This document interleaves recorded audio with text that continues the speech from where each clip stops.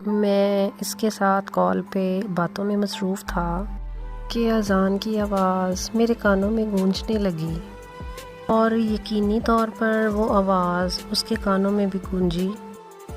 دوران اذان ہم دونوں خاموش رہے۔ اذان کے اختتام پر اس نے مجھے کہا، روحان آپ نماز پڑھنے جائیے۔ میں نے کہا اچھا دیکھتا ہوں۔ وہ کہنے لگی، آپ ہمیشہ ایسے ہی کہتے ہیں، آپ کبھی نماز نہیں پڑھتے۔ بس دیکھتا ہوں یہی کہتے ہیں۔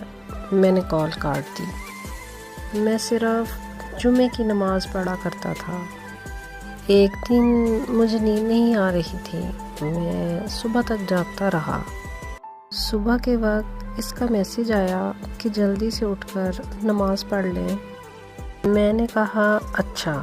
اس دن نماز پڑھی، وہ بہت خوش ہوئی۔ پھر وہ بولی، آپ کو پتہ ہے کہ شادی کے بعد میں اپنی صبح کا آغاز کیسے کروں گی؟ میں نے کہا نہیں معلوم۔ وہ کہنے لگی، ہم دونوں صبح اٹھ کر نماز پڑھا کریں گے۔ میں آپ کے پیچھے جائے نماز بچھا کر نماز ادا کروں گی۔ میں نے کہا انشاءاللہ۔ اس کے بعد میں سو گیا۔ اس بات کو 3 سال بیت گئے۔ اب میری کوئی نماز قضا نہیں ہوتی۔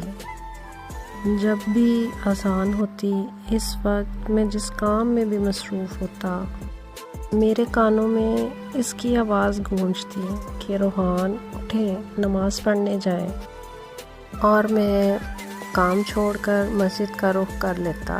جب تہجد پڑھتا، اپنے پیچھے کچھ فاصلے پر ایک جائے نماز بچھاتا اور آنکھیں بند کر کے یہ محسوس کر لیتا کہ وہ میرے پیچھے ہی تہجد ادا کر رہی ہے۔